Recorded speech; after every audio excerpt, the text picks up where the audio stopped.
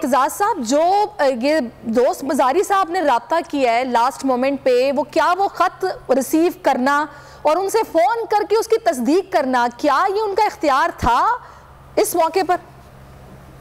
नहीं, इख्तियार तो था, तस्दीक तो उनको करना चाहिए थी, पर क्या ये मुनासिब तस्दीक है कि टेलीफोन पे आप बात करें? अव्वल तो टेलीफोन पे शुजात हुसैन साहब से ही बात करनी गलत है, क्योंकि टेलीफोन एक मीडियम है जो कि आदमी के सामने खड़ा नहीं करता। आप हलफ नहीं उठा के कह सकते कि यही आदमी था जिससे बात की। आप ये कह सकते हैं हलफ उठा के मैंने टेलीफोन पे एक ऐसे साहब से बात की जो अपने आप को शुजात हुसैन कहते हैं, लेकिन ये आप नहीं कह हलफ उठा के कह सकते कि हाजिर नाजिर जान के खुदा को मैं कसम खाता हूँ कि मैंने शुजात हुसैन से ही बात की। तो पहली तो ये बात है। दूसरी बात यह है कि जरूरी ये नहीं है कि जो फैसला पार्टी हेड का वो फैसला पहुंचे स्पीकर तक। सबसे जरूरी है कि पार्टी हेड का फैसला पार्लियामेंटेरियन तक पहुंचे, एक पार्लियामेंटेरियन तक पहुंचे, और अगर उन तक नहीं पहुंचा तो बाकायदा सरकारी जराए से, ये नहीं कि अखबार में या टीवी पे सुन लिया, हर चैनल की मुख्तलिफ स्टोरी होती है, वो बाकायदा डाक के जरिए या चलो ईमेल के जरिए, पर बाकायदा A to B and A to B, C, A to D, A to E, A to F, वो हर एक को पहुंचे ये मरासला कि ये फैसला हुआ है। क्योंकि आप बड़ा सख्त कदम इकदाम उसके खिलाफ करने जा रहे हैं। आप उसको उसकी वो मेंबरशिप से ही खत्म कर रहे हैं। वो 6 महीने हुआ इलेक्शन लड़के आया हो और आप उसको मेंबरशिप से ही खत्म कर रहे हैं और उसको इतला ही नहीं दे रहे कि जी ये हुआ है। तो ये ज़ाब्ते के मुताबिक उसको इतला होनी पार्लियामेंटेरियन को बहुत जरूरी है, और पार्टी हेड की जानिब से या स्पीकर की जानिब से पार्टी हेड के आपस में राब्ता इतना जरूरी नहीं है। ये मजारी ने अगर कहा 1 घंटा पहले मैंने दिखाया है, ये पूछा है, तो उसने यही कह सकता है कि जी मैंने एक साहब से पूछा जो टेलीफोन पे जो अपने आप को चौधरी शुजात हुसैन कहते हैं, सही, और आवाज उनकी तरह लगती, तो यानी कि समन होना चाहिए था, वो खुद आते और उसके बाद ये बात होती है और पार्लियामेंट्री पार्टी का जो लीडर है उसके साथ बकायदा एक कनेक्शन होता, तो फिर ये बात। आपके ख्याल में सारे प्रोसेस में क्या डिस्क्वालिफिकेशन बनती है दोस्त मजारी के खिलाफ? जिस तरह 3 घंटे ताखीर से एक तो शुरू किया गया इजलास, फिर ये राब्ता, ये खत आना और फिर उन वोटों को शुमार ना करना।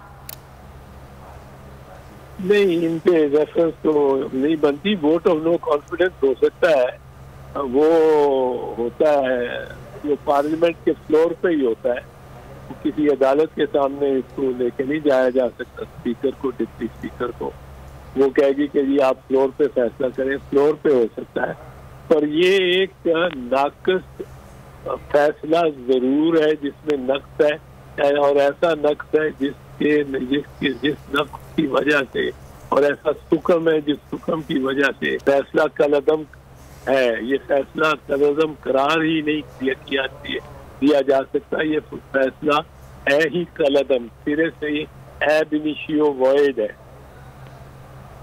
सही जी। जमील फारूकी आपसे सवाल करना चाह रहे हैं। जी जी बैरिस्टर साहब, सबसे बड़ी बात तो ये है कि ये 9 और 10 अप्रैल को जो कुछ हुआ उसकी रिपीट टेलीकास्ट लग रही है। जो पार्लियामान की कार्रवाई है वहां मामला अलग था, यहां अलग, वहां डिप्टी स्पीकर, यहां डिप्टी स्पीकर, लेकिन उस वक्त अदालतें खुली रात के 12 बजे। आपको नहीं लगता कि आज खुद नोटिस इसके ऊपर होना चाहिए हमारी मौजूद अदलिया की जानिब से? मैं तो वैसे आज खुद सिस्टम के खिलाफ ही हूँ कुल्ली तौर पे। इसको बड़ा रिस्ट्रिक्ट होना चाहिए, पर अगर एक दफा किया है तो दूसरी दफा भी करना तो लाजिम होता है। कंसिस्टेंसी होनी चाहिए अदालत में। वो मैं कंसिस्टेंटली ये सुओ मोटो ज्यूरिसडिक्शन के खिलाफ हूँ, क्योंकि इससे बहुत गलत फैसले दिए हैं अदालतों ने इसको इस्तेमाल कर। सही। अच्छा, अब इस सारी सिचुएशन में क्या आप भी एतजाज साहब यही समझते हैं कि अभी फौरी तौर पर हमारे जज साहिबान देख रहे होंगे इस सारे सियासी बहरान को, उनको इसके हल के लिए अदालतें खोलनी चाहिए, वरना कल तो फिर हमजा शहबाज ओथ ले लेंगे, बात आगे बढ़ जाएगी। वैसे तो ऐलान कर दिया है पीटीआर काफ लीग ने अदालत जाने का।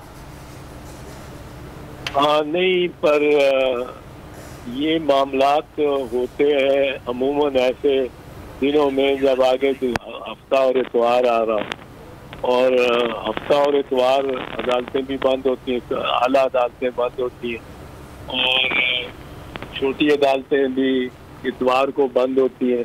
तो ये मुश्किल होता है किसी वकील को भी अदालत तक पहुंचना। तो इसमें अगर वो हलफ तो रुकवाना ज़रूरी है, क्योंकि वो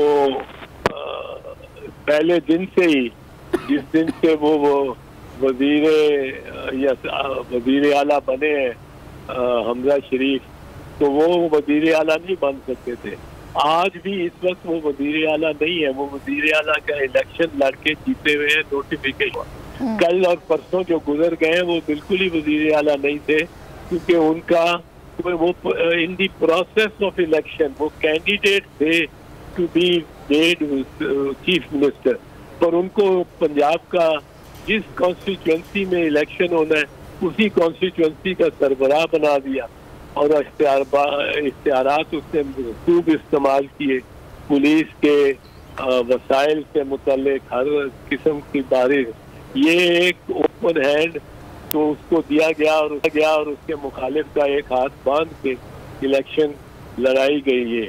ये भी एक मामला है जो कि अदालत को सोचना पड़ेगा कि इससे क्या फ़ायदा हुआ और क्या नुकसान हुआ, और हमजा के जो इक़दाम हैं इस दौरान उन सब को छानबीन उनकी सबकी इसी तरह करनी पड़ेगी। तो जब प्रिटेंडर चीफ मिनिस्टर था, चीफ मिनिस्टर नहीं था, चीफ मिनिस्टर तो अभी भी लीगली नहीं हुआ जब तक हलफ नहीं लेता, और जब तक वो कैंडिडेट था during a process of election था, तब तो वो था ही नहीं, और उसको अगर बनाया चीफ मिनिस्टर तो उसके मुखालिफ को भी चीफ मिनिस्टर उसका बना देना चाहिए था, ताकि पैरिटी रहती। वो पैरिटी भी नहीं रही, वो इक्वालिटी भी नहीं रही। तो ये तो एतजाज साहब, आप कानूनी मामलात का तो खैर आप सबसे बेहतर बता सकते हैं, लेकिन सियासत को भी आप बड़े अच्छे से समझते हैं। ये जो बातें अभी हम कर रहे हैं, 63A की बात हो रही है, डिफेक्शन क्लॉज की बात हो रही है, फिर पार्लियामानी पार्टी के लीडर की जो उसके जो इख्तियारात हैं या फिर जो उसकी हिदायत हैं उनकी बात हो रही है, ये सारे मामलात से यकीनी तौर पर PDM या फिर नून लीग पीपल्स पार्टी भी बाखूबी वाकिफ होगी, लेकिन उसके बावजूद ये सब कुछ किया गया है, तो क्या ये इसकी वजह क्या हो सकती है?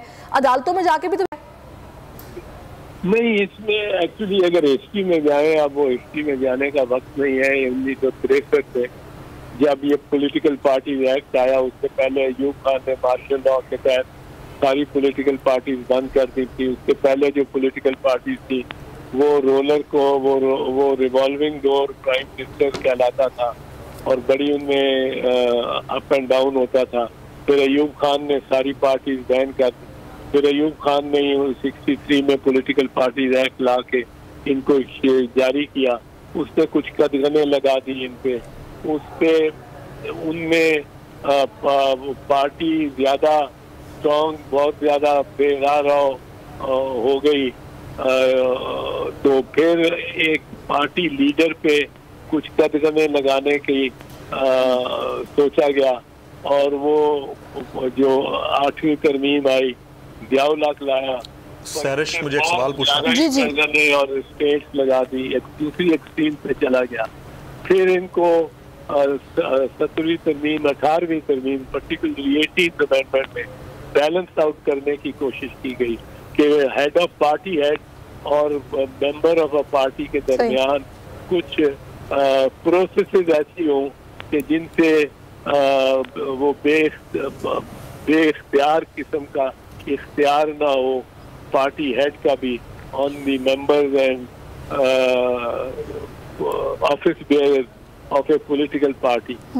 उसके बाद अब 2017 में आया है एक इलेक्शन एक्ट, जिसमें पार्टीज एक्ट को मदगम कर दिया गया है।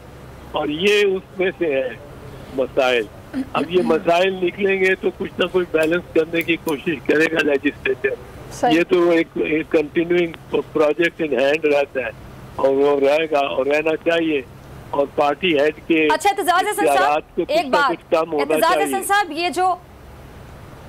ये आइन में इतनी पेचीदगियां तो नहीं है, मतलब आईनी पेचीदगियां सामने आ जाती है जी, फलां आर्टिकल क्या कहता है, फलां आर्टिकल क्या नहीं कहता है, इसका कानूनी हैसियत क्या, आईनी हैसियत क्या है। अब जैसा कि आप वाज़े बता रहे हैं कि जी जो फैसला है आप उसको गलत करार दे रहे हैं, जो पार्टी सरबराह उसका फैसला नहीं बल्कि फैसला पार्लियामानी कमेटी का ही कबूल होगा, तो फिर यानी ये बात डिप्टी स्पीकर को भी पता होनी चाहिए थी। उन्होंने अगर आइन आके आर्टिकल 6 की खिलाफ वर्जी की है तो क्या उनके खिलाफ भी ये जो गद्दारी का मुकदमा है वो चलेगा, जैसा कि असद कैसर, कासिम सूरी, इमरान खान साहब के खिलाफ चलाए जाने का इरादा किया जा रहा है? नहीं नहीं नहीं नहीं, आर्टिकल 6 किसी पे भी नहीं चलता। ये मैं पहले भी कह चुका हूँ, ये किसी पे नहीं चलता। ये बिल्कुल बड़ा एक्सट्रीम पोजीशन पे चलता है। आइन की खिलाफ वर्जी हर रोज पाकिस्तान में 20,000 आइन की खिलाफ वर्जी होती है।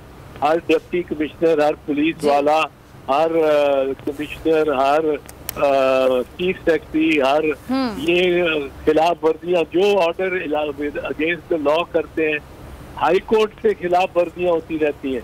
वो खिलाफ वर्जियां होती हैं और सुप्रीम कोर्ट जब हाई कोर्ट के फैसले को सेट असाइड करता है तो वो कह रहा होता है कि तुम्हारा फैसला, आपका फैसला आइन के मुताबिक नहीं है, और उससे फांसी नहीं लगा देते आप हाई कोर्ट के जज को कि उसने आइन की खिलाफ वर्जी की है।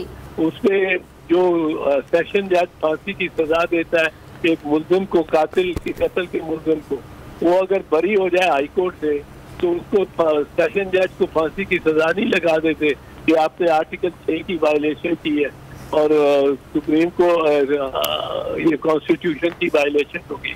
कॉन्स्टिट्यूशन की वायलेशन सिर्फ ऐसी आर्टिकल 6 में आती है जो परवेज मुशर्रफ, जिसमें केस चला लेकिन खत्म नहीं हुआ पूरी तरह, जियाउल हक, याया खान और अयूब खान, वो बंदा जो कहता है कि मैं कानून हो गया हूँ, आज से मेरे कलम से जो लिखा जाएगा वो कानून होगा, आपका कोई आइन नहीं, कोई कानून नहीं। आइन को मुकम्मल तौर पे मिसमार करता है।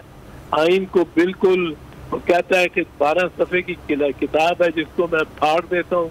वो इस तरह की जो बातें करता है और उन पे अमल करता है, और तो फिर वो उस पे आर्टिकल 6 लगता है, हर किसी पे आर्टिकल बिल्कुल इतना आसान नहीं है ये। जमील फारूकी, आप भी सवाल करना चाह रहे हैं?